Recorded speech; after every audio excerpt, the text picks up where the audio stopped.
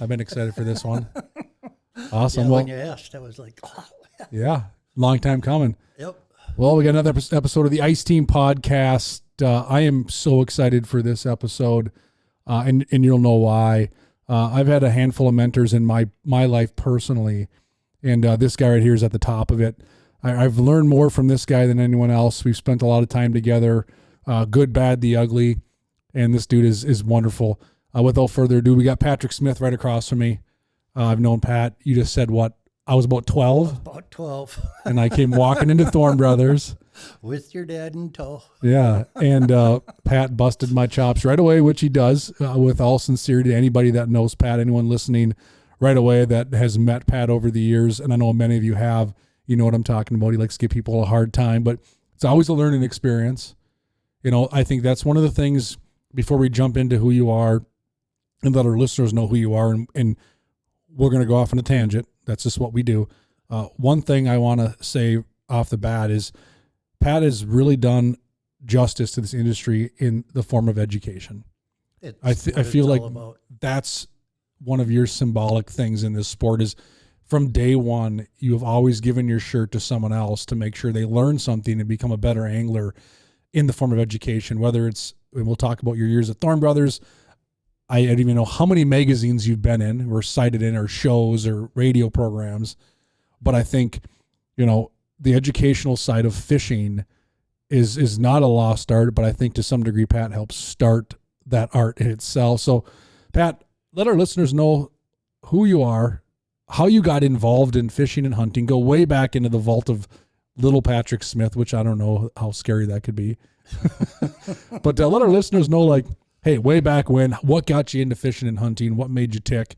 And I have a feeling this is going to be one fun time.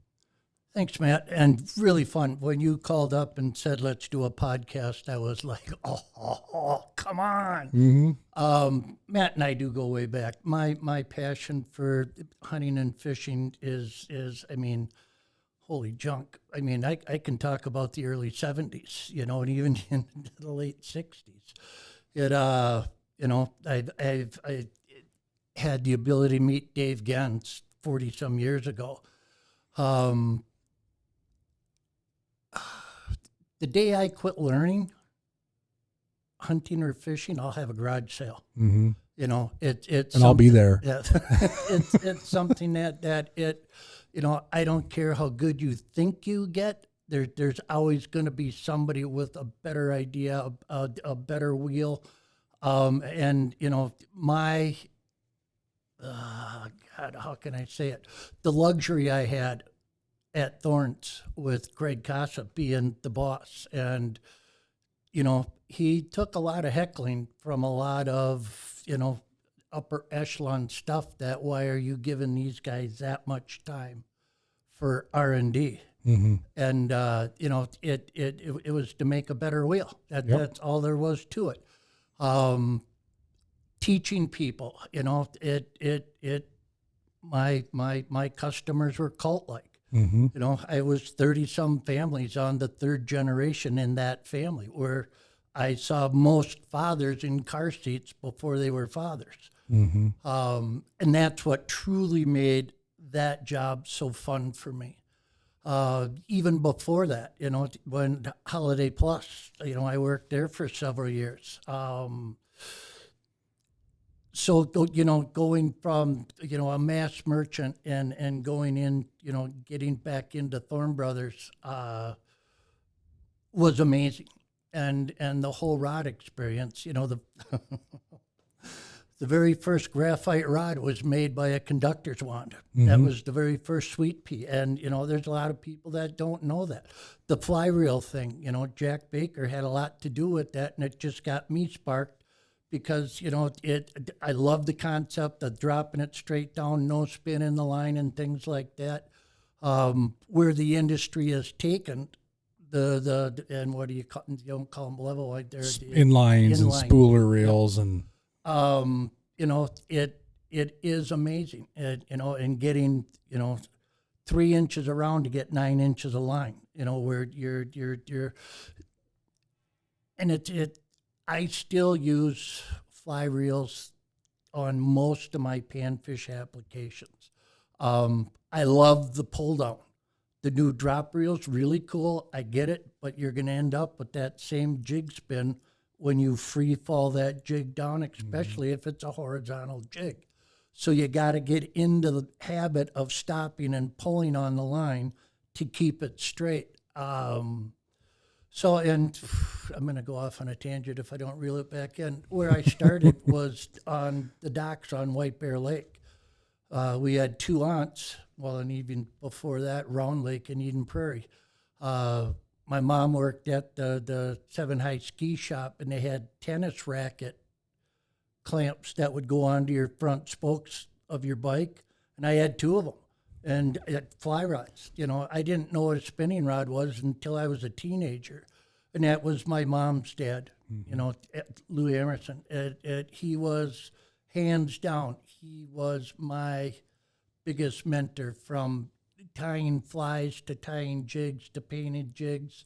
It was neat because his whole concept was I don't care how cute the bug is on top of the water. When it hits the water, it's a totally different animal. So your flies, he would criticize me for trying to make them perfect, and they don't have to be. In today's world with the pressure on some of the rivers and stuff like that, I get it. Mm-hmm. The fish have gotten smarter. We've gotten, the whole out view, whatever one you use, I don't care. Right next to cheating. And the Garmin stuff, it is what it is. I got it in the dog collar, and I got a really big running dog that I can really give her head and run. I mean, it's not unlikely on an average day, and my world has changed. I've had to slow down a bunch. Which is still probably really fast. Work at it. I've got the transmitter on my side, and then I've got the watch. And, you grab your gun, you're looking right at the watch, and there's no more reason to pull it up. I mean, today's technology, and we'll get back to that, it is amazing. Mm-hmm. And I think the biggest part and the most impressive part, especially for these young guys, it's when I was in my teens, it was landlines. And you had to wait for somebody to come home from a trip to get the information that you got. Mm-hmm. So even at the shop, I mean, when we escalate years and years forward, I was getting some incredible information early. But today, it's one push of the button. Instant. And most of the time, the dude's out on the ice that's giving you the information. So that part of it is another amazing tactic, So there again, reiterating back to the flies and the lures and the electronics, and we have educated our fish beyond belief. Mm-hmm. Do you still got to catch them? Yeah, you still got to catch them. The lakes that the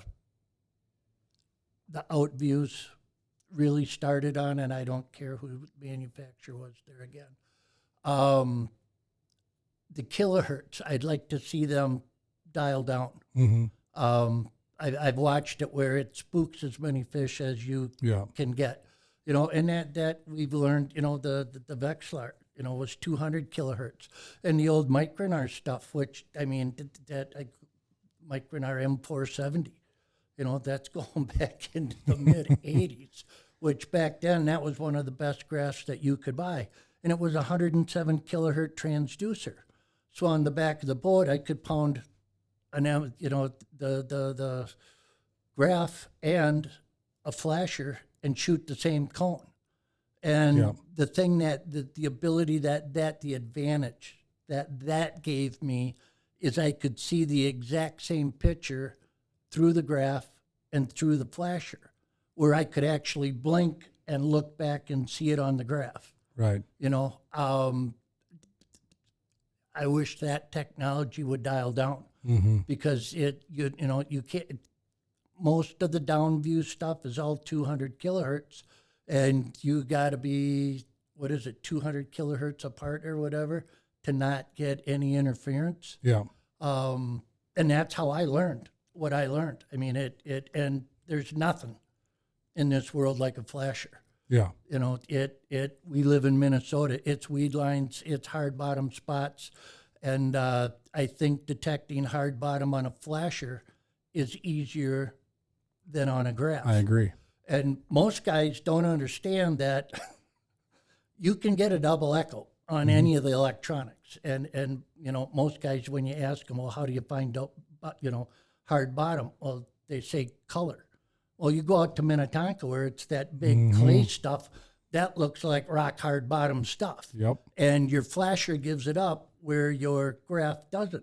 And it's moving, you want on a graph, I'm going to say for most guys, go 3 times the depth.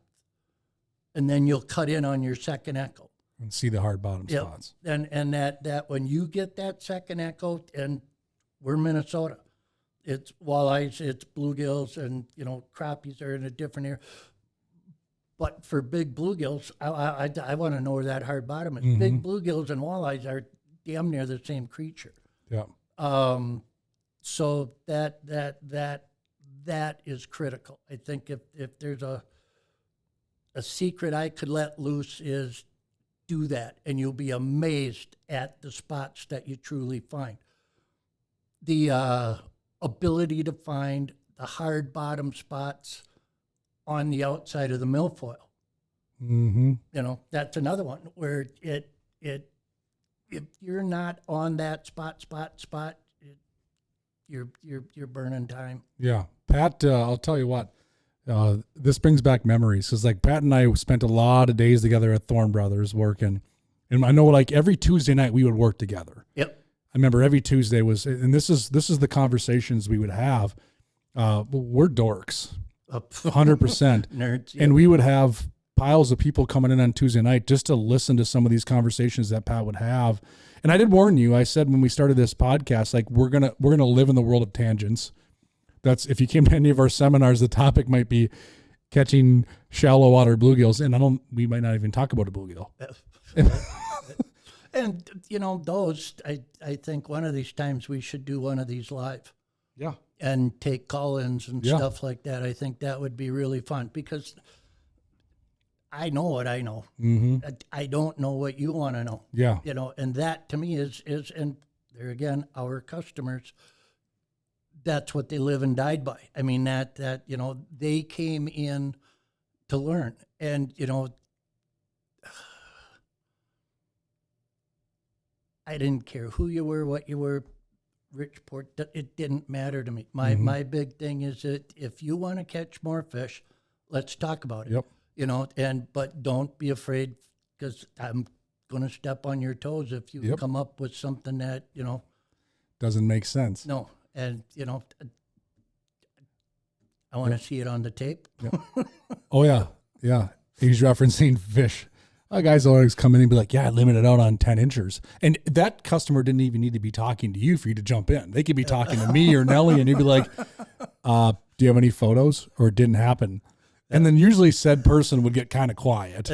Because we talked about this on a podcast, I don't know, many ago, on how many people will say that. I caught a limit of 10-inch bluegills. Have you ever caught a limit of 10-inch bluegills? Never. Yeah. Once you start actually measuring your fish, 10-inch bluegills are giants. That's 9. Yeah. And I can tell you one thing. I know Pat's telling the truth. 1, we've known each other a long time. 2, I run a fishing league, as many of you know, the Ultimate Panfish League. And to this day, no one has topped Pat's sunfish limit that he brought in. Clearwater Lake. Yep. You and Jeremy. Yep, Jeremy Jepson. And the crappie shut off for you guys. And I know you were like, I know where I can get these big bluegills. They're going to be shallow, though. And it was midwinter. Yep. Dead midwinter. And you're like, no, these big ones are shallow. And Pat graces our leaderboard with a 0.9 pound bluegill. But one thing that I never did, and I try to do better now, is what we always have done is we weighed your biggest. Yep. And what people need to realize is most of yours were that size. So I think you placed with a limit of bluegills. Yes. And you didn't have a single crappie in your bag. Nope. Well, and I had a Pheasants Forever banquet I had to go to, so Jeremy had to weigh them in. Yeah. And I remember that vividly, and that was, I think, the only UPL you ever fished. Yep. Jeremy needed a partner. Yep.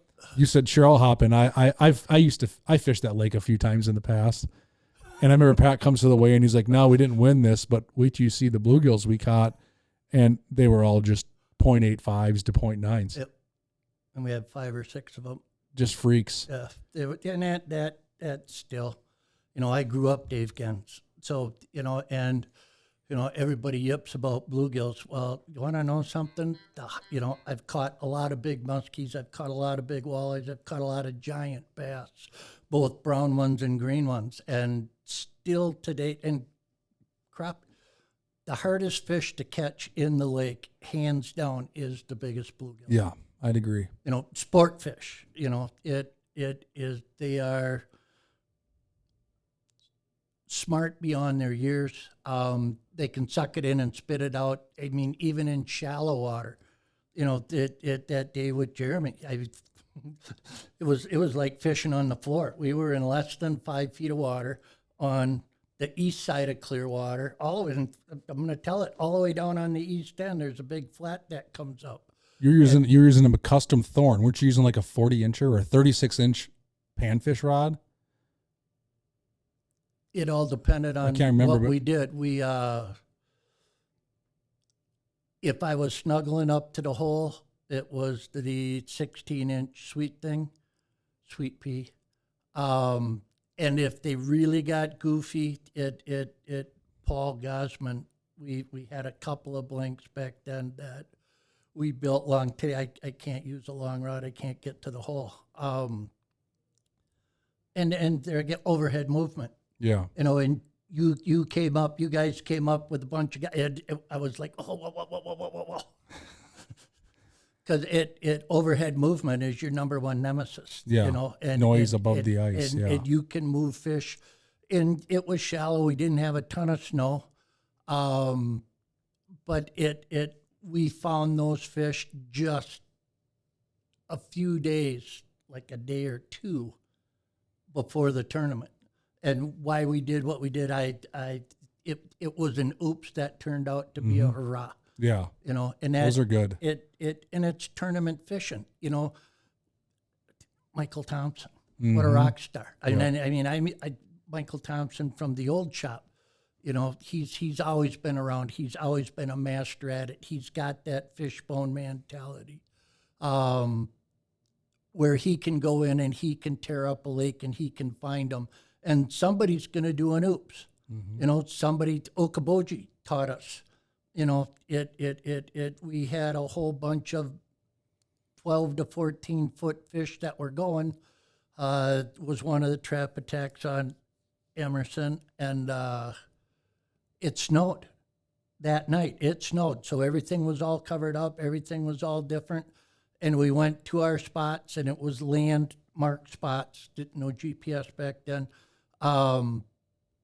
They weren't there. But then we moved in shallow, and that Paul Gosman and I think we got third that time.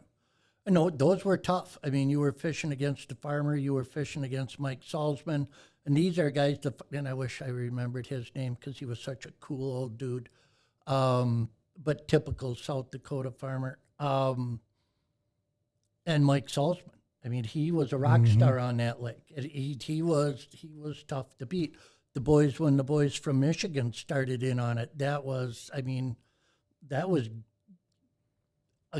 hunt. When those boys came after you, they were there, and they were there to win. There's no ifs, ands, or buts about it, and they were all sponsored. And and I forget how many teams, but I'm pretty sure it was close to, if not double digits. Yeah. Where now you got 20 guys from Michigan, and that's a whole lot of eyeballs.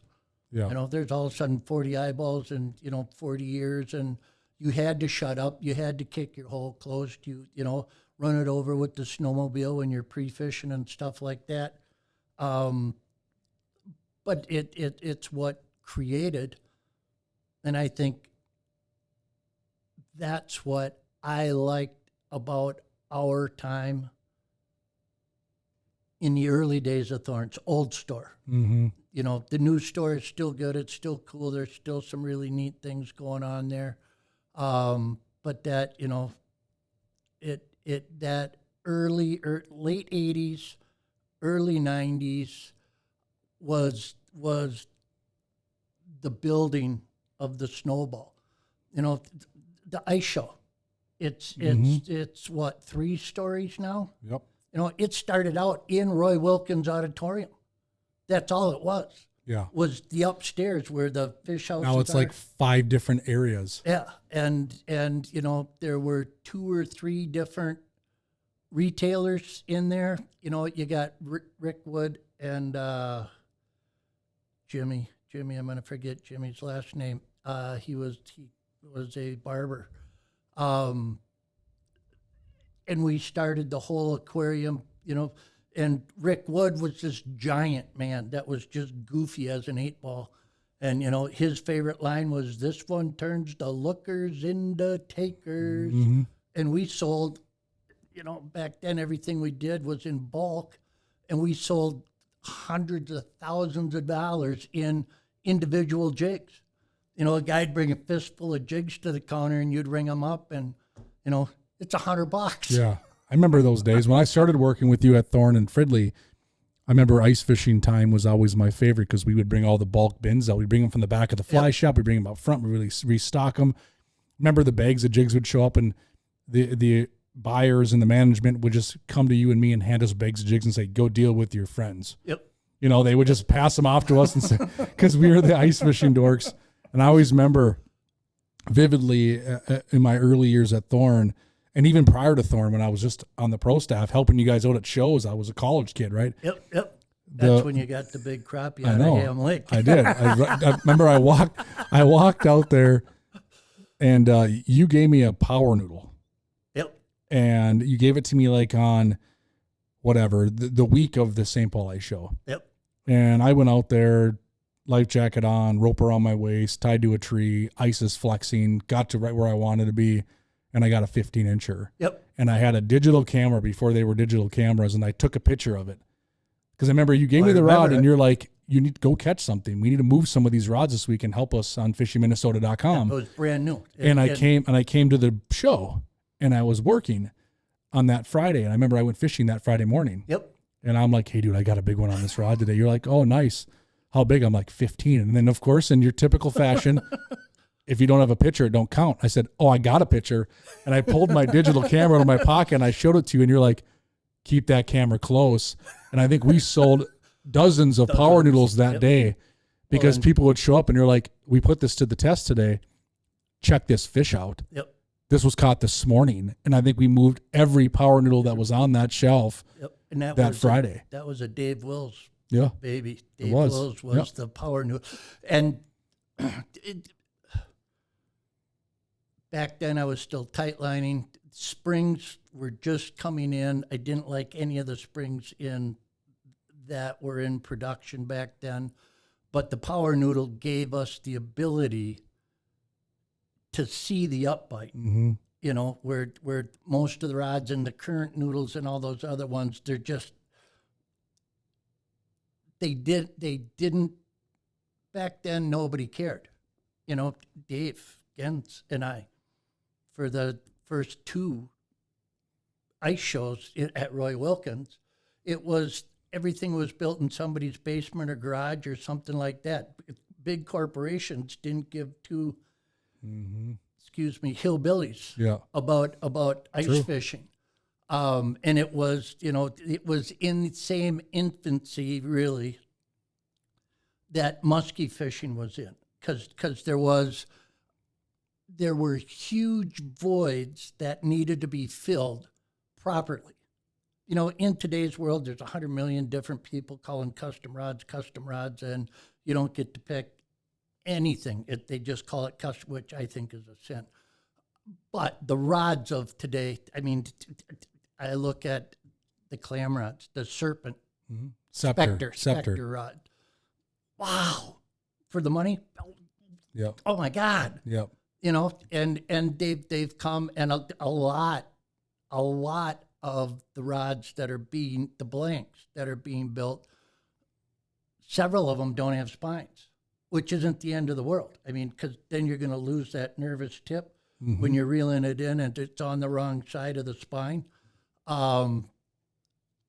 Pregnant guides at the show, I was like, you gotta be kidding me. But anyway, that's a different story. So there were voids that needed to be filled, and that's what gave us the advantage, is we had the ability to do the R&D. We had the boys there and thank God for Paul Gosman, because 30-some years ago, I was a freak. I mean, I wound up way too tight. I couldn't sit still for nothing. Still can't. But I knew in my mind what I wanted to have. I would explain it to Paul, and Paul would build it. And Paul's my Mosey buddy. He's that doo-doo, never in a hurry. Don't get too excited. Come on, let's get this done. The original 3-piece Sweethearts. It was, and that was labor intensive, very anal. But he could do it. He took his time. He did it right. When it came to the conductor's wand, that made a whole new light. And then it was, I remember going to St. Croix, and Jeff, the owner, and oh my God, the general manager dude. I can't believe I forgot his name. But anyway, that's where we got our glass blanks. And we made the mistake of trying to chuck them up in our lathe and trying to grind them. Well, glass spins, but when it relaxes, you spin it, you get it to the right place, you tie the guides on it, and then all of a sudden they come twisting back and around. And then we found the dude in California, and it was game over. That man was a rock star. And then it was just implementing enough carbon and nylon to, and I can't believe somebody hasn't popped out with a plastic blank. Yeah. I think that's the next real deal where, it could, I'm not an engineer, but I think you could inject blanks in today's world. Yeah. And then you don't have any spine, you don't have any problems. And, depending on the color of plastic, the white's more flexible, dark's a little bit more brittle. And we found that out with the clips on the old clam pop-up houses that, and the plastic, I think, could be the next new big deal. Because the glass rods are out there. I mean, everybody does a dead stick. I can't believe that. Who does the snare rod? JT? Yeah. We got visited by the DNR for me talking about the dead sticks, and you let it go to the third guide and you just pick it up and start reeling. DNR was saying that, that's a self-hooking rod. You can't have it here. And they advertise it and get away with it. And I don't know how that happens. But just another things escalate and things move on and people get over it. But that you don't have to do it. The fish catches itself. Well, in Wisconsin, that's fine. But in Minnesota, that's illegal. Yeah. So how you market it and how you say it. And we really had to watch what we said to make that happen. So that was another one that. I remember it was the Fridley store. I remember walking, I think it was a Tuesday night. A lot of our best conversations and stories and whatever, good, bad, or the ugly, happened on a Tuesday night. We'd have lines of seminars went on. Yeah, people would show up Tuesday nights to talk to us, and we'd have piles of people in there hanging out, especially during the ice fishing season. Tuesday nights were never busy or never boring, always busy. Jack and Greta Bacon. Yeah, I remember one of the nights where you walk up to me and I remember you tapped me and you shoved a rod and a reel in my face, like, what do you think of this? And you had a Cortland fly reel taped onto a Thorne Brothers rod. And this was before, to all of our listeners, like, inline reels did not exist. No. Spoolers did not exist. There wasn't an ice fishing company that even cared about it. The only way you could get a true fly reel was in a fly fishing department. And the beauty of Thorne Brothers is it's partnered with the fly angler. Yep, we had fly reels. Yeah, so Pat went next door, and the cheapest fly reel I remember at the time was a $69.99 Cortland. Yep. And you spooled that thing up, increased the arbor with the backing, Yep. put your 2-pound line on there, and you're like, what do you think of this? And I'm like, this is pretty sweet. And you were like, no line twist. The line falls down straight. Yep. This gives you all the advantages. And I think it was Baker where you were talking about, where like, I have a trap attack on Bogie. Yeah. And I need every advantage because Greta and I are not going to chase these fish down. We're going to be hunkered down in a fish trap Voyager. Yep. Because I have my 8-year-old daughter with me as my teammate. We're not the run and gun team. So I need every advantage I can. And you guys conceptualize this inline reel, which today is all of the craze. Yeah. Everyone does it. And should be. It only makes sense. Yeah. And now you can buy, there's not a company out there that doesn't make one. No. Well, my favorite reels are all inline reels now. Yep. Or for panfish at least. Yep. And that's right. And, I did the dumb stuff like pop the clicker out of them so they were quiet. Mm-hmm. So you could sit there and they didn't know you were pulling up and down fish. And the big thing with, and I went a little goofy and I got a couple Ross reels that are pretty expensive. But the big thing is the drags, and that's going back to the other rod manufacturers. It kills me to listen to guys selling rods and talking about how big the fish are. Mm-hmm. I've caught an unbelievable amount of giant fish on my panfish stuff. Mm-hmm. Later in the year, walleyes. I've got 2 10-pound walleyes on 16-inch sweet peas, with a spring bobber. And because the bite got that light. And the big thing is, I don't care how big the fish is. It's got absolutely nothing to do with catching the fish. The problem is you got to catch the fish. You got to make them bite. And if you don't have a rod that you can actually feel that jig or doesn't overpower your spring, that's how you buy your rod. You buy it for the pound test and the size of jig you want to use. Once you catch the fish, it's up to you as an angler to have the talent to put them on the ice. Yeah. And there's a lot. And giant pike. How many giant pike have been caught with 2 and 3 pound line on panfish stuff? Mm-hmm. It's presenting the jig. That is everything. Yeah. And once you present it, once they eat it, now it's go time. Yeah, one of the things you always taught me at an early age was, like, we heard it all the time working retail. People would walk in and they would go, "Hey, can I help you?" And they would say, "I'm looking for a crappie rod or a walleye rod," right? That was a very common response. And the first thing you'd always say is, "Well, before I care about the rod you want, what lure are you going to use? Yep. What are you going to fish with?" And they're like, "Well, I don't know. I'd probably fish with a Swedish pimple. I might fish with a back in the day, a Lindy Fat Boy." If they could find one at Thorn before you and I bought them all out in glow red size 10.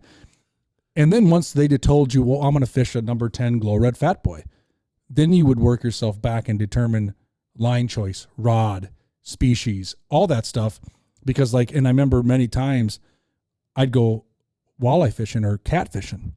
The cats are the real with a quote unquote perch sweetheart. Yep, 1/8 ounce rod. Yep. And a orange spring. Yep, because that's what it was designed for, is to fish a specific bait.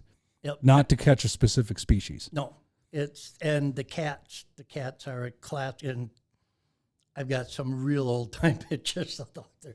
And I'm sorry, there ain't nothing in the world like a good cat. Mm-hmm. You get a 10-pound cat, you catch it in 30 feet of water, and it's 3 times to the hole. It's up all the way down to the bottom, up all the way down to the bottom, up all the way down to the bottom, and now hopefully this time I can get it done.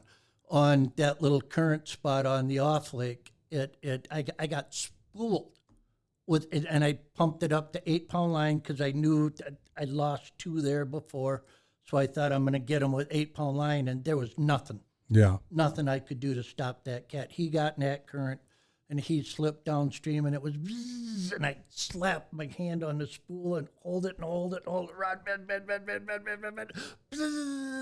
and and we were fishing 1/8 ounce spoons. Mm-hmm. Remember we'd always do seminars at Thorne Brothers. We'd do tons of them. we actually started a series, Wednesday night seminars, where we'd have different pros and people come in and employees. We'd always do one in March on like other fish, right? Cats, eel pout, tullabies, ciscos, because the walleye game fish season was closed at that point in Minnesota. So we'd always do a first Wednesday in March. I think every year we did a seminar on everything but game fish. Yep. And there was times we'd have a fish fry. And I remember Pat and I would go club a bunch of channel cats from the horseshoe chain, clean them up, fry them up. Josh would usually stick around and fry them in the back and then bring the food out for everybody. And I remember every seminar we'd pass the bucket around of fish. Everyone would grab some pieces and Pat would let everybody eat half their fish. Then you go, what do you think you're eating?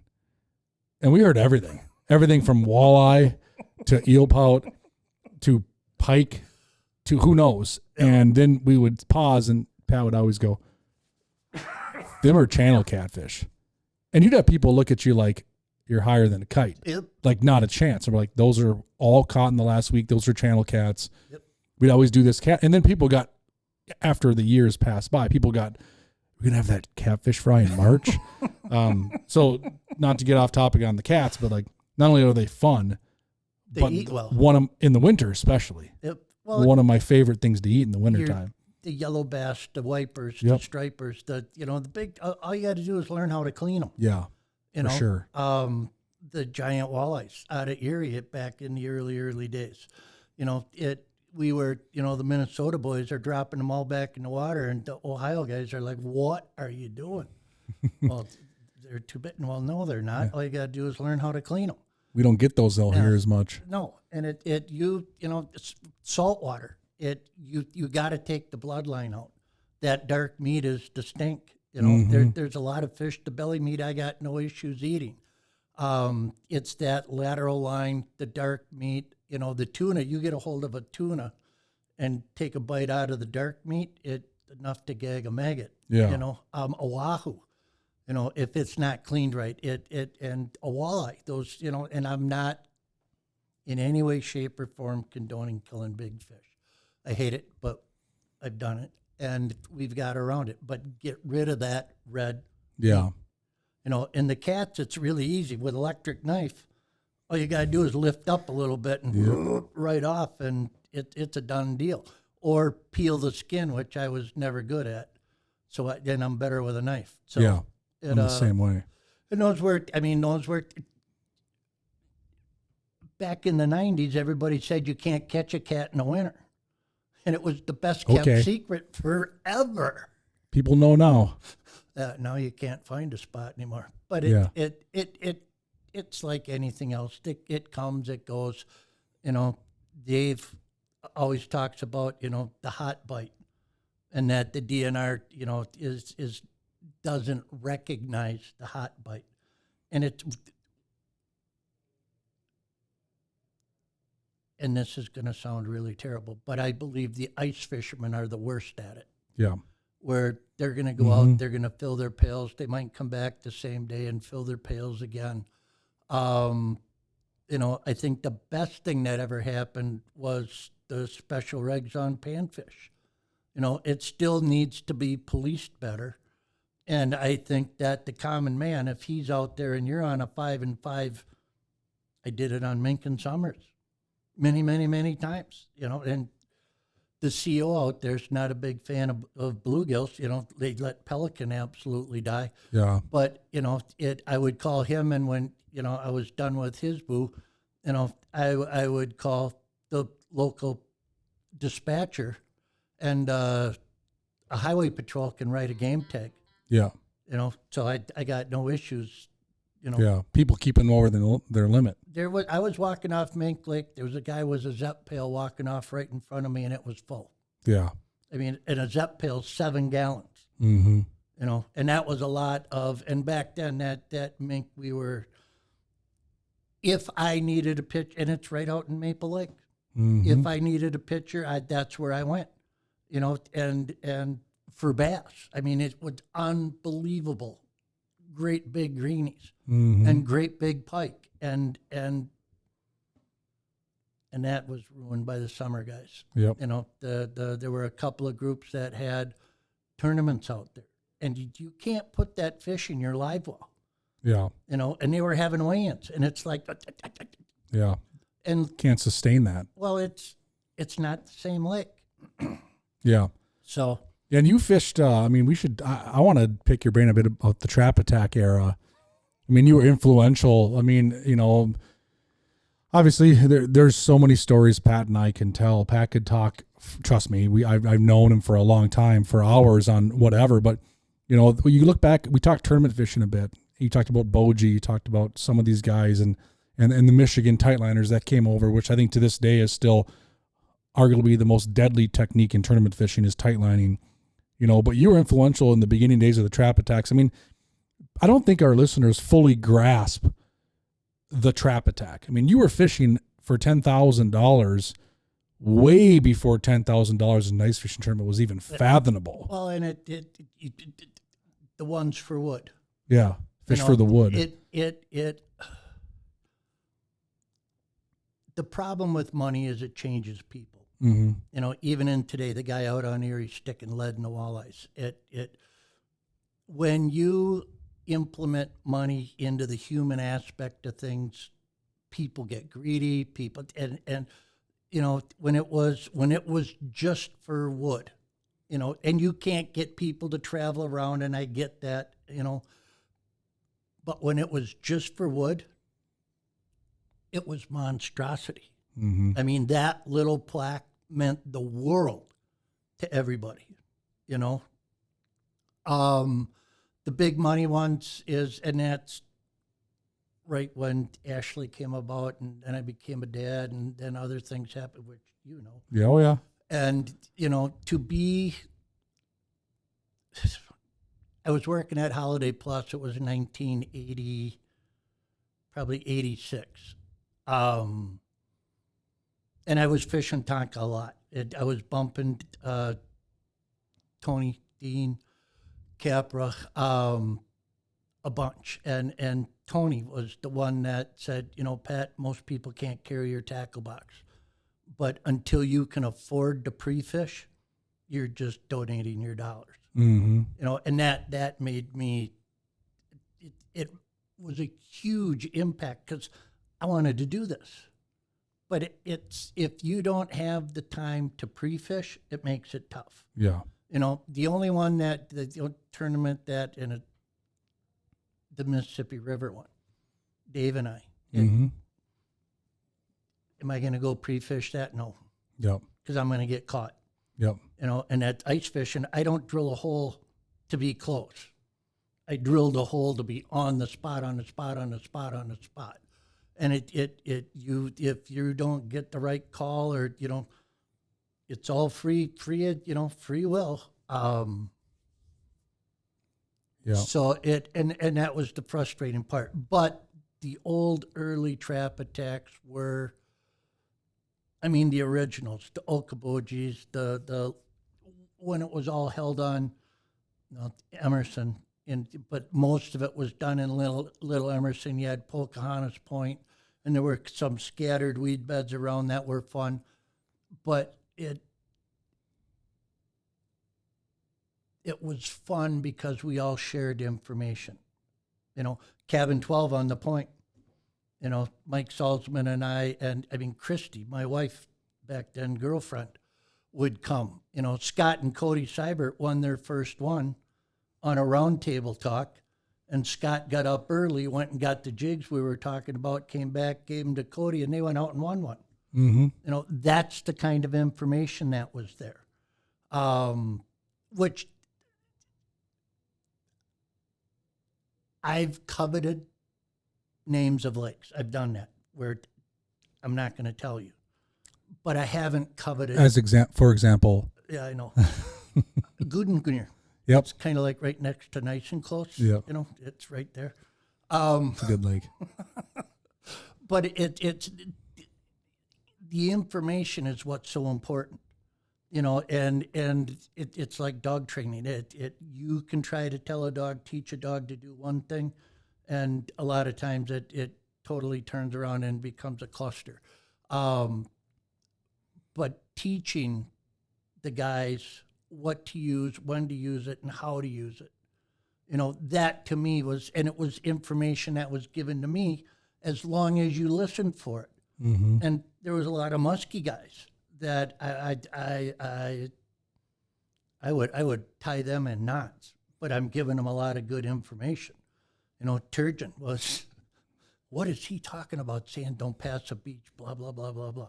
You know, I didn't give them, you got to give them enough information so they can use their style and talent to go to a place and do what they do.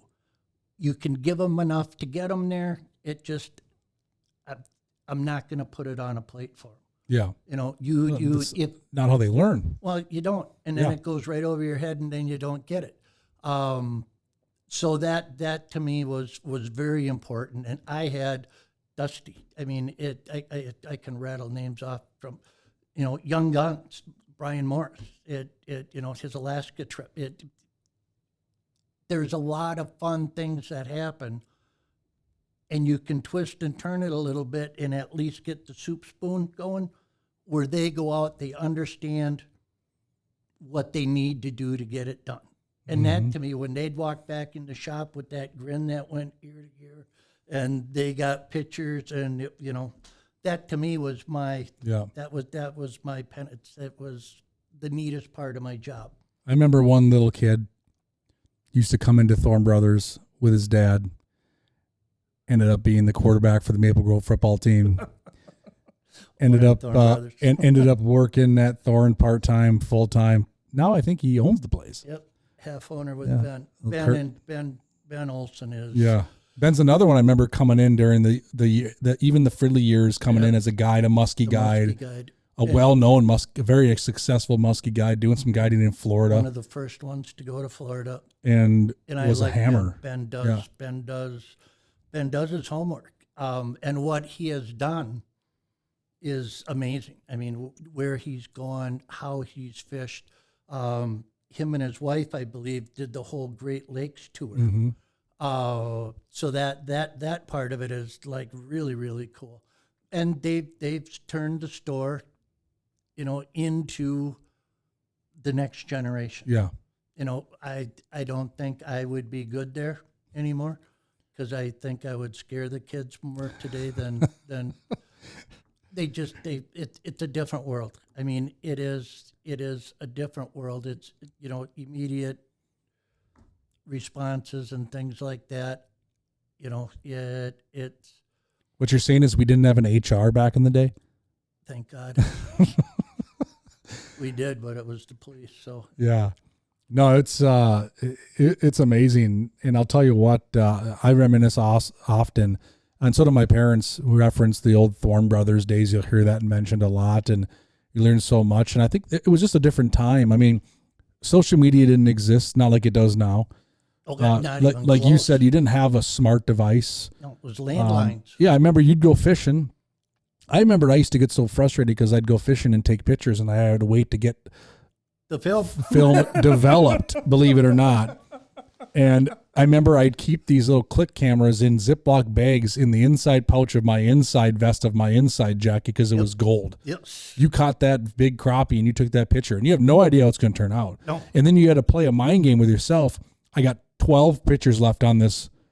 Do I take 6 of this fish to hope one turns out, or do I hold on to it? Because you don't know if you're going to catch another one. And the worst thing is you catch one bigger and you don't have any film left on your camera. Yep. No, I mean, I tell my kids nowadays, my sons, my daughter, how good they have it, where they can literally take a picture on their cell phone in all kinds of filters and crops and this and that and lighting and whatever, and you go, take another one. That didn't turn out that good. Yeah. No. We point and shot. You get 3 clicks. This is what you get. And then I remember you'd go back, get your film developed, hope that one. I remember I'd get 24 images or whatever the roll 24, held. 36, and then I would have 3 that were usable. Yep. Because the other 21, they were either blurry, my finger's in the way, whatever. Cut off the head, cut off the tail. And then I'd go to the library and wait in line to scan those darn things onto the computer. I mean, the process nowadays to just send your buddy a picture. Yeah. It's immediate information. Insane. Now, boom, videos, photos, everything. I mean, I can shoot this cell phone right here in my hand, Pat, has taken cover images for magazines. Oh, yes. Where 20 years ago, you hired 10 somebody years ago, we didn't have it. with fancy cameras to come out and try to get the cover shot. The Mark Strands, Yes. the Lee Jousts, the guys that actually really knew how to take pictures. Yeah. And then when you get to actually see somebody that can take a really, really, really good picture, it is amazing. You know, Billy Linder. yes, Billy was a rock star and still is. Got his GTO filled with concrete. But anyway, it is photo services. Mm-hmm. You always spent the money, cost you twice as much to get the 1 hour because I want to see them. Yep. I'm going to go eat. I'll be back and I'll pick them up. I remember my dad worked for Snyder Drug Stores. As you know, he was a manager at a Snyder Drug Store for 30 some years growing up, and they had film developing. And I remember I would give them to my dad in the morning. And do you think that was Christmas for me? Oh yeah. Waiting for him to get home from work that night. Because I knew he was coming home with and they all came in a little red and white envelope, and I knew exactly what he'd come in. And underneath. And he'd set it down there, and I remember it was everything, you know. And then what we do, we bring them to Thorn, and we pin them on the board, and we'd have them, and we'd have fish pictures and this and that. Funny story about Pat. Before I even knew who Pat was, this was, probably infancy stages of internet, so mid to late 90s. I was probably, right around that 10, 12 years old, just got to meet him. And I remember you guys did an ice annual print, and I took the picture, and I had to do a report in school on fishing, and it was a picture of Pat. On Devil's Lake? Yeah, with perch, and then another one with you at crappies, and you had a darn ice team hat that I could have played ping pong off of the front. And I still have that. And I used these pictures to do a fishing report for school, an essay on fishing. And I thought it was so funny because I had met you guys at a St. Paul Ice Show. Yep. I got my ice team pen. I got to be a part of the newsletter, part of the team, got my hat, all that stuff. I wore it all the time. And I remember then I started working with Pat. I looked at him like, I think this is the dude I had pictures of in an essay in elementary school. And sure enough, it was, yeah. I remember that because I had, and I talked to Mark about it, Get Your Dabble Down. Yep. I still have an original copy of that one that if I ever find that, it's at the house somewhere. Yep. And if I ever find that, we'll put it in on the digital. Yeah. And, the squeak cheek shuffle at a moment's notice. It was, excuse me. It was just like Muskie. It was in such an infancy that the information and the people that had been doing it for so long that now we had an outlet for it. And those days, Denny Clark. Yep. His original office was on Highway 7, and I think it was Woodland Road that cuts in on it. And how big, look how big it is now. I mean, the warehouse, Yeah. This is a real building and it's full. And it started out, and, Dave had to put that extra addition on the back side of the garage in Spring Park, just to make, and Patsy, and those are all days I remember. Kathy was in high school, I believe. And I actually spent more time with Patsy because when I worked, I would go up to the Gens house on Friday night to get my maggots because he's still, the maggot man. Yeah, and Dave was usually gone, and Patsy held the realm, and they did the custom jigs and spin Rat Finke back then. And he always had the really cool colors, and I'd get to buy them, and they were, neat. I mean, I've been blessed because very close, tight friends. Almost mom and dad like to me at a point in time in my world. So I was lucky. I still am today. Yeah. It with all my physical bull going on, I can call Dave and get out on the river. Yeah. My surgeon told me it would be, how did he word it? In my best interest to sell my Ranger. Did you? Yes, I did. I'm too old now to argue. It's Yeah. okay, whatever, Yep. And neat guy, and we talked about River Pros, and, do I need one? I'd like to have one, but Dave's a phone call away, Yeah. And you get to hang out with Dave. Yeah, all day long. Yeah. You mentioned get your dabble down, and I don't think our listeners, a lot of them, if you do know, then you probably know how to catch fish. But you wrote an article decades ago called Get Your Dabble Down. And what this was an article.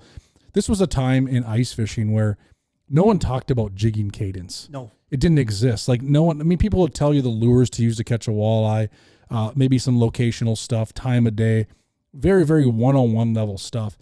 And you took it to the next level. And I think it was a spawned off idea, probably from the trap attacks, Yes. where you needed to be very, very concrete and precise on how you fished. Yep. And Get Your Dabble Down jumped into the mind of Pat where, all right, I'm going to open up a can of worms and give you my inner playbook on actually how I'm jigging to catch more fish. And I remember to this day, it's probably pioneered jigging cadence more than any article that's ever been written. It's the most reread article ever, I believe. And you really got into the nuances of how you jig, how you pound, how you kick, how you swim. All these terms we kind of hear now all the time, but it didn't exist. No one thought about that.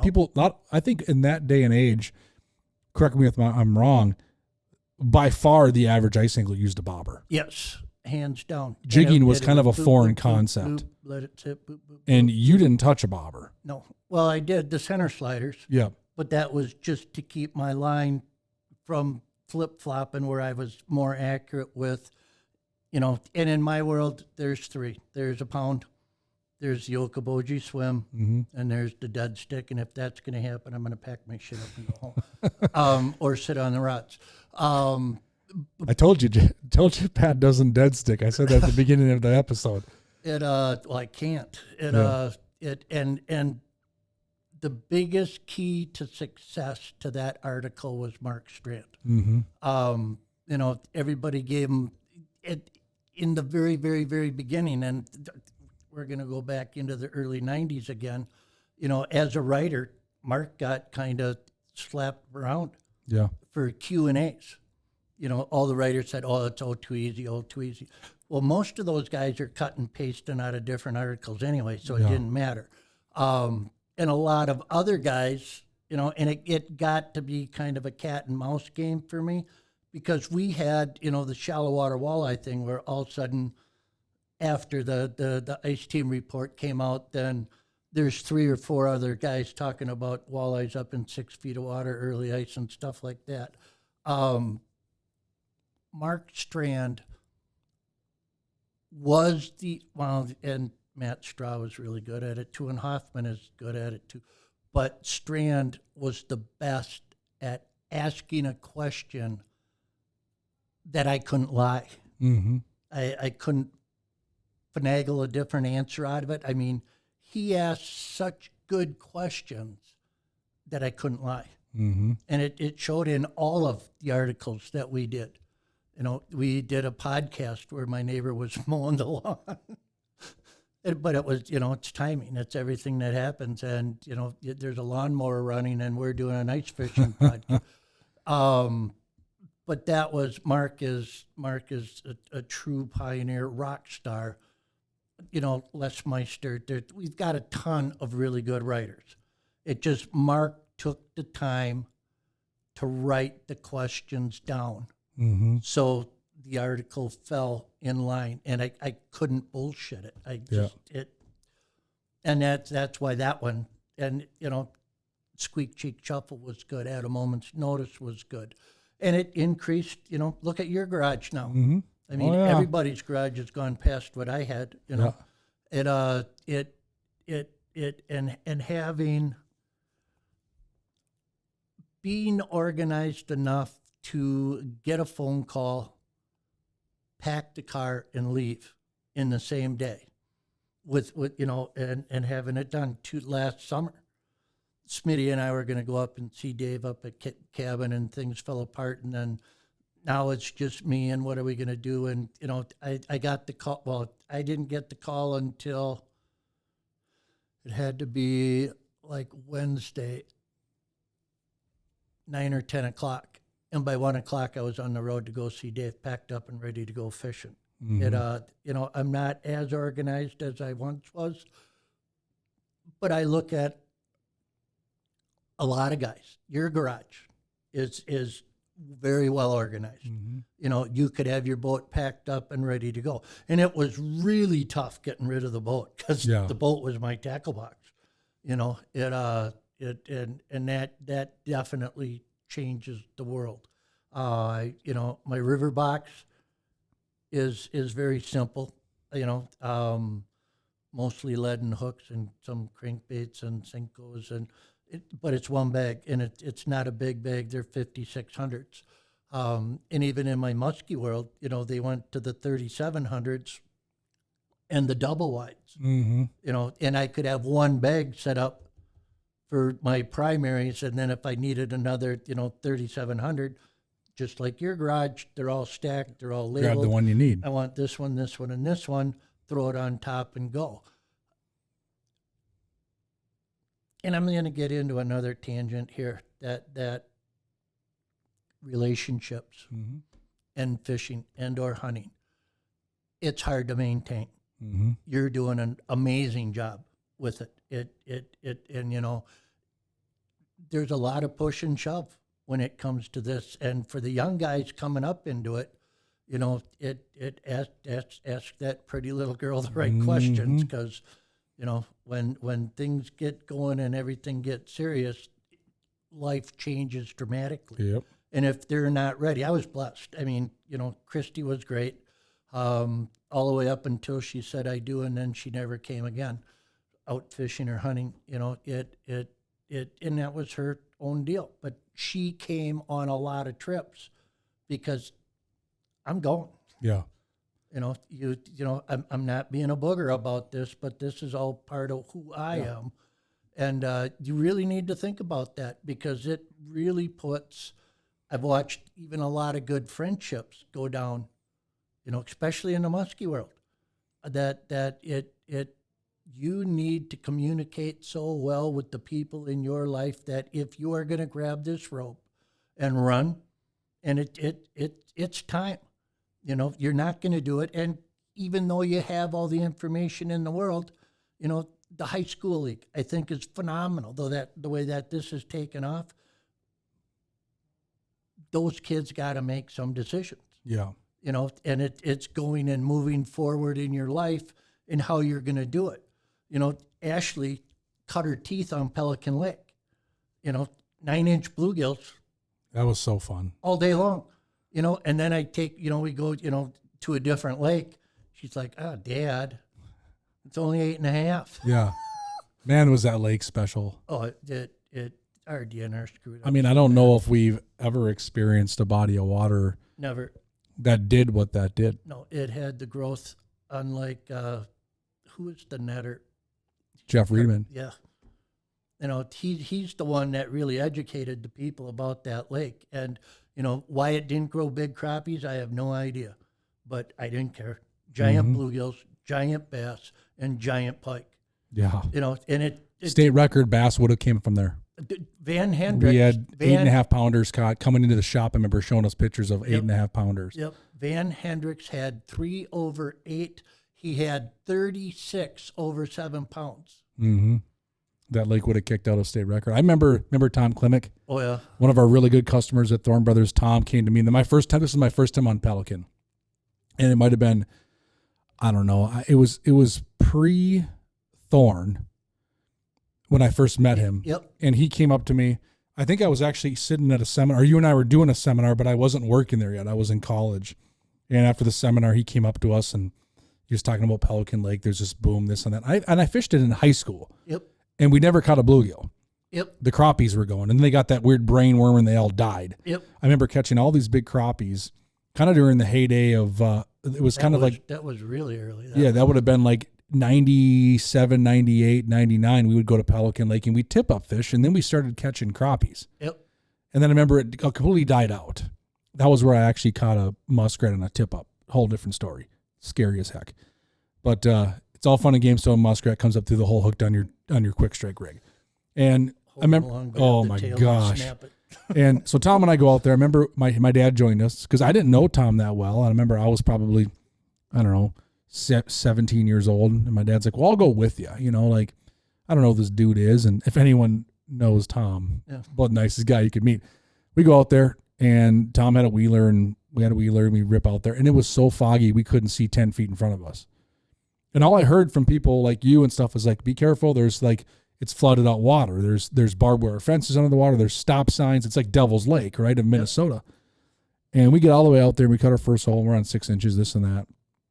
And remember, I can't see anything. And I hear Tom yell, got a good one. Where are you? Just here, follow my voice. And I come walking over and there he is out of the fog and there he is holding a 10-inch bluegill. A true 1-pounder. Yeah. Yep. And I remember going, wait a second. I'm 30 minutes from my house. I have to go up to Bemidji and Cass Lake to catch these 10-inch fish, right? And I'm like, that's the biggest metro bluegill I've ever seen. He goes, oh, this is a little one. Yep. And this was in the earlier years of Pelican where true 10 to 11-inch fish existed. 11s. Yep. 1 1/4 to 1.5 pounders existed. 1.6, I think, was my big. And I remember that day I caught 2 over a pound. Yep. And I remember holding them for a picture. I had the prototype Strike Master suit. We all got that red suit. And I'm holding 2 1+ pound bluegills in a photo. I remember looking at my dad. We're driving home. My dad's like, did that just happen? I remember he was just like, how? And that was when I found out about Pelican. And I think you mentioned relationships. I think the addiction went to a possession real quick. I was possessed. Yes. And I was going to Pelican 2-3 times a week. Yes. Holding down a job, going to school, and you could have been the worst angler on the planet. When that sun started to go down, you slayed giant bluegills. As soon as the sun hit the trees, everybody was good. And that was an anomaly. Yeah, and 2,500, and I followed the whole draining thing. Yeah. And I was up in the bleachers on every one of them and pulling a pat from years ago, and it just gets me in way too much trouble. But they just didn't care. Yeah. And they do it for the diver ducks because it's one of the 5 seeded waterfowl lakes in the state of Minnesota. Well, God just gave you a bunch of water. Yeah. Okay, so let's really take a good look, and it was my first real eye opener in how political things get in the DNR. That they want to drain it. Yeah. Okay. They're still right now. It's as low as it will ever get unless they start pumping out of it. But there's still some 12 feet of water in the main basin on the southern base, that southeast side. And it's coming back. It's just like the little one over here. But anyway, it grew fish so fast that it was unbelievable. 2,500 people on, and that was my big shtick with the whole program. It's like there's 2,500 people on this lake on a weekend. There aren't 2,500 duck hunters that hunt it in the whole fall. And now you want to drop the water for diver ducks. Okay, I'm a diver hunter. Cans, redheads, bluebills. I show you pictures of the early 70s, okay? If you're actually doing this for divers, they're not gonna nest there, okay? But on a migrating pattern, by the time the divers get there, it's gonna be 3 little skating rinks. Mm-hmm. Is all it's going to be. So don't tell me you're doing it for the divers. Yeah. Is it for the Western grebes or whatever your inside whatever is? Because you're not making sense to me. Yeah. Divers don't like clear, crystal clear water. The cabbage is important, but if you don't have shrimp, then you may as well not even be playing the game. And I know you don't hunt, but you look at the Dakotas and things like that. And the reason they got them is because they got freshwater shrimp. Mm-hmm. It doesn't matter if it's celery or duckweed or blah, blah, blah. It's the freshwater shrimp that gets it there. The lake finally got to the point where the phosphorus wasn't killing it anymore, where it got beyond that because it rose enough and and we were catching giant bluegills in the metro. It was awesome. And crappies and like I said, and 40-inch pike were being caught out of there. World-class pike, 46 was my big. Man. And the grits was tucked into that far bay away from everybody. And that's all he wanted were the big pike. The Pelican was special. I mean, I often, think about the old days. The Red Lake is a big topic right now. Yep. Red Lake walleyes, obviously, I could take it or leave it. But the crappies are coming back. Yep. And we often talk here, and we have some employees here that are in their early 20s. I'm 40. And You're a cub. yeah, and I remember the heyday of Red Lake from 2002 to 2005. Yep. Those are the 3 best years, and then 6, 7 kind of teetered on. It kind of started in there, but there was like that 2002 to 2005 where it was really good. Yep. Well, and the DNR up there said you'll never fish it out. And then we did. That it's 3 miles wide and 4 miles long or something like that. And Devil's Lake. Yeah. They finally got regs on that one. And I'm sorry, the ice fishermen are devastating. Yeah. And now you mentioned, forward-facing sonar earlier in the topic. That's playing a role for sure. I mean, I use it. I'm not trying to be a hypocrite. I use it all the time on the ice as a guide. Yep. And I've learned real quick. And we're going to put a piece out there through Ice Team in the near future that I think our listeners are going to like. I should say our viewers. It's going to be a video. We're going to talk about the 1, 2, 3 punch of ice fishing now, where I've learned that forward-facing sonar for me has become more of a fish locating tool than a catching tool. And you mentioned earlier in this episode how your Vexilar is everything. And I agree 100%, where when it comes time to catching a fish, actually getting down dirty and catching a fish, nothing to replace your sonar, your 3-color flasher, your Vexilar. It is your mood indicator. It is exact real time. It is instant. That thing will teach you more. I don't think the average user of a Vexilar knows exactly how much that thing's teaching them. No. The biggest problem is it's a graph. Yeah. We're guys, we like to watch. It actually paints your picture where you can see your cadence in the jig if you got it set up right and things are working. And you can watch the fish, and it's no different than, your green getting gobbled up by green, orange, yellow, or whatever. The biggest thing is we are going to educate them beyond belief. Mm-hmm. Yeah. And I believe 100% in the lateral line of a fish. Yep. I believe in rattle baits. I believe in big blades. I've been punched in the face enough to realize that makes a lot of sense. Yeah. Clear water. You really want to watch fish go berserk when you hit them with that thing on clear water? I mean, they run. Yeah. And now the guys are getting better at rounding them up, where they'll start and actually move the fish into an area that they want to be caught. And here they come, stop. Now the guy's sitting there with his Vexilar, and now he starts catching them. Yeah, I've seen guys in the tournament scene when everyone's combat fishing a small area, drop their forward facing sonar and point it at the other team. Yep. And push their fish off from underneath them. So if you don't think I've seen that, and this isn't fabricated. And if you ask anybody in tournament fishing where forward facing sonar is allowed in the ice game, they all pull it. Once they find the fish they want, that deucer gets pulled out of the water, or it gets turned off, or it gets pointed. You'll see a lot of the guys that are good drop that in the water, do their thing, and the second they mark their fish, they spin it 180 the other direction. Yep. Why? They're not doing that for happenstance. They're doing it because they've seen enough negative reaction from the fish feeling that they go, all right, I don't want to point that at those fish anymore because they can feel it. Yep. When I'd get crowded in a trap attack, I carried a Clearwater Classic. And I'd put it in the water and turn the volume up to high, and everybody with a Vexilar couldn't see their screen. Yep. Defensive. Clearwater Classic. Man, Pat, I Pat, still own one. we've been talking for an hour and 15 minutes. I knew this would how we'd go. I mean, I remember there was times where when we were at Thorne Brothers working, doing seminars, the store would close at 8:30 and it's 8:50 and we're still talking and the crowd's growing. And the other maybe employer or two that's unfortunately working that night with us is looking at us like, can you shut up so we can close down? So, I mean, dude, I'll tell you what, man, I'm going to give you there's one thing I want to say, and I've thought about this for many, many, many years, and I firmly believe this, and I tell this to many people. The guy sitting across from me right now, Pat, has more than earned a spot in our Hall of Fame Fishing Hall of Fame. And the reason I say that is we preface this entire show with education, Pat. What you've done to educate our angler is like no one else.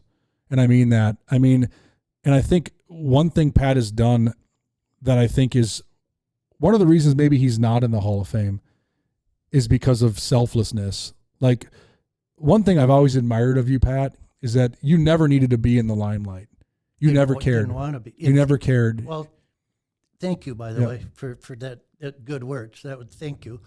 My biggest thing throughout my whole travel in this fishing, hunting world is I wanted to be incognito. Yeah. Okay, because then I can tell the truth.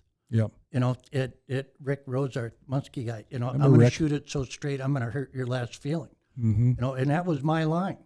And I took very few sponsorships. Yep. I was on pro staffs, the Strike Master and blah, blah, blah, blah. But I never took money. I never took product. But that way, I didn't ever have to lie. Yep. The only guy that is Dave. You want to see a total true blue dude? When Dave fishes, he doesn't have other jigs.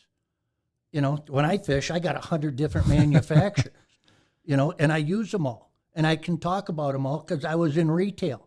Mm-hmm. We had to be able to talk about them all. And I couldn't imagine, and I've seen it happen. Guys are sponsored by one whatever, and they use somebody else's whatever, and then they come back and say it was their whatever. And that, to me, talk about blow the blood pressure out of control, where I like my incognito status. I like my cult-like customers. Yep. Because they came to me, they didn't lie to me. I would give them places to go, and they'd come back with the intel that I really wanted to have. Yeah. And you nailed it. You pretty much took what you basically explained there is where I was going, that you never sold yourself out. No. You always stayed true to yourself. And I think you knew that you easily could have gone the other path. I think Pat could have gone and fished on any major circuit, taken all the sponsors you wanted. You could have probably had your own TV show, taken all the sponsors you wanted. You probably could have done all that. And one of the many things I admire so much is that you always just stayed true to yourself. You didn't give a rat's what other people thought, because you always did truly what you felt was right. And I think if anyone's listening that is starting to walk down a path of fishing, Pat gives you some really good advice. The last thing you want to do is sell yourself. That's the last thing you want to do in this industry, I think, is sell yourself for $1, a lure, whatever. I think the big thing is being true to yourself is super important. And I love that about Pat because, trust me, I spent a lot of time with this guy. He could have been on every pro staff that exists in the world of fishing. You easily could have been on any one of them. Everyone would have wanted you on it, and you turned them all down. I know there's been opportunities presented to you many times in your lifetime to host TV shows, to do this, to run this boat. I'll give you a free one. And you've always said no, because you've always just been that guy where anyone could come to, and you're going to get the exact, truthful, right, spot on information. And I think because of it, you've made people better fishermen. And I think, not to dig on any current promotional figures or anybody in the past, because I think so many promotional figures, and you said it, this is what they catch them on, but this is what they're going to tell you they caught them on. Yep. And I think, kudos to you for sticking to your ground. And I mean that, Pat. What you've done for our sport in pioneering so many things, and what you've done to educate the consumers, you've earned multiple spots on our Fishing Hall of Fame.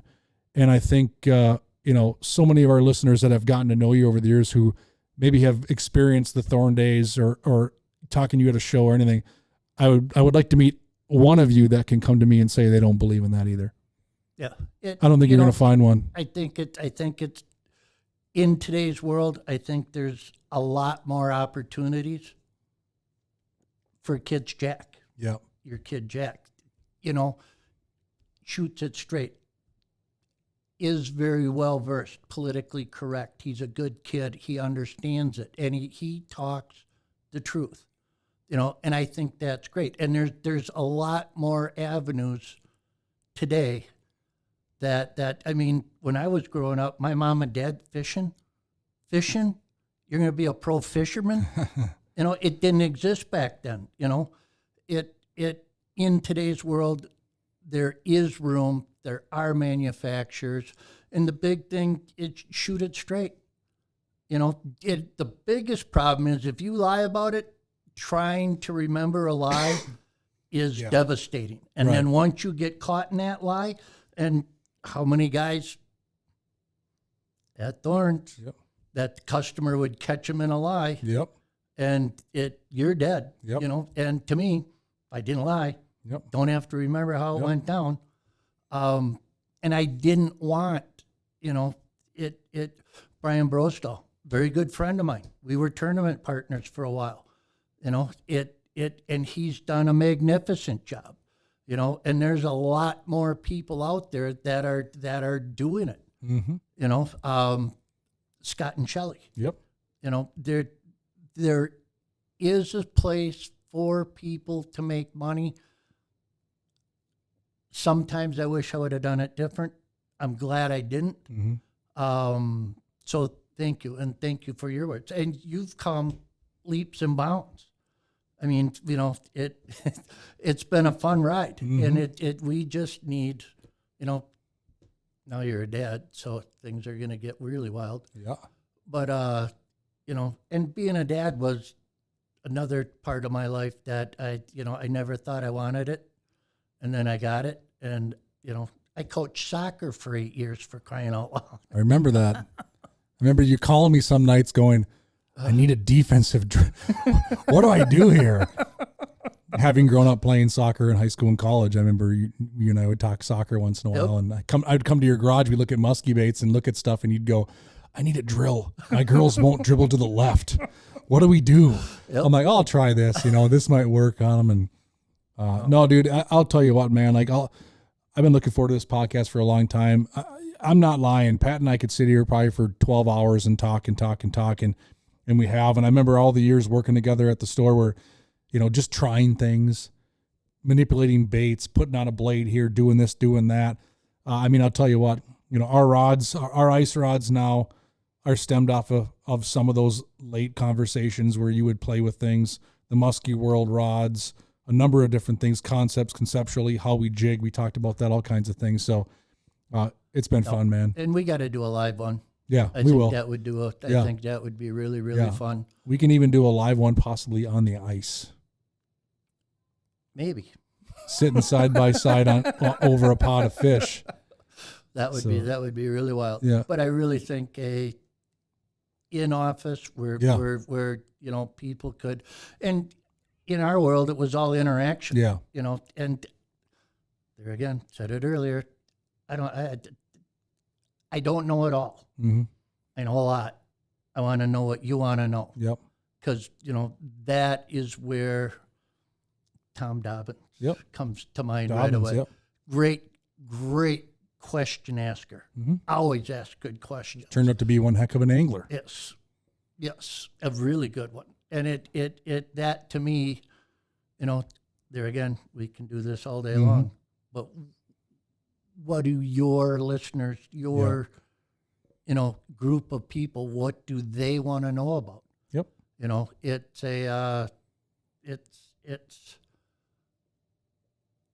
the fishing world has gotten a lot smaller with all the electronics we have today. The hunting world on X is a tool I use all the time. It's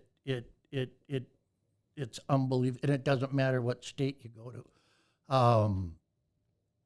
So that would be, I think, our next up and coming really cool thing to do, and do it inside, then do a March outside one where it's not absolutely icky. Yep. I like it. And Pat, he's right. Every time I give a seminar now, I start my seminar off with something you taught me from my beginning seminar days with the statement, and you just hit it. I'm here for you. So I tell my audience, I'm not here for me. Yep. So even though my topic might be bluegills or whatever, if you have a question, you ask it and we'll talk about it. And There are no dumb ones. I'm here for all of you. I'm not here to listen to myself talk. Yep. We're here to listen to you guys and your questions and your answers and all that sort of stuff. And which is part of the reason I don't do a PowerPoint. You and I never did a PowerPoint in our lifetime together. Well, I tried it once in that Minneapolis show, remember, where we were the only, and I think the opening slide was all we got to. The opening slide was on the scene at the end of the seminar. Yep. And it was like, this doesn't make any sense. So, Patrick, dude, I love you, man. We go way back. I'm excited for more stuff. We will do a live one for sure. I know we're going to get a lot of questions after this.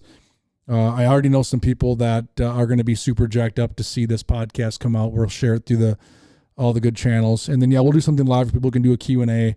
It'll be like old times. We'll have a fun time. And well, it's creating new. You know, I would like to get some of the kids. Yeah. You know, the information that they got is unbelievable. I mean, there's some 15, 16-year-old kids that really got it dialed in and that are going, and, you know, I don't care if it's bass fishing or ice fishing or whatever. It's, you know, they've taken the reins and they're running. Yep. And, you know, there's some kids that have the opportunity to really, really, really get good at it. And I would not want to be a tournament fisherman right now. No.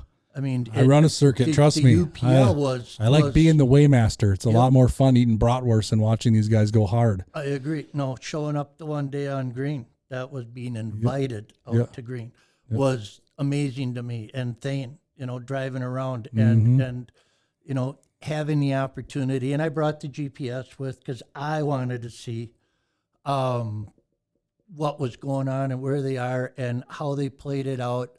And, you know, it's still, the UPL, I think, is one of the best run ice fishing tournaments out there.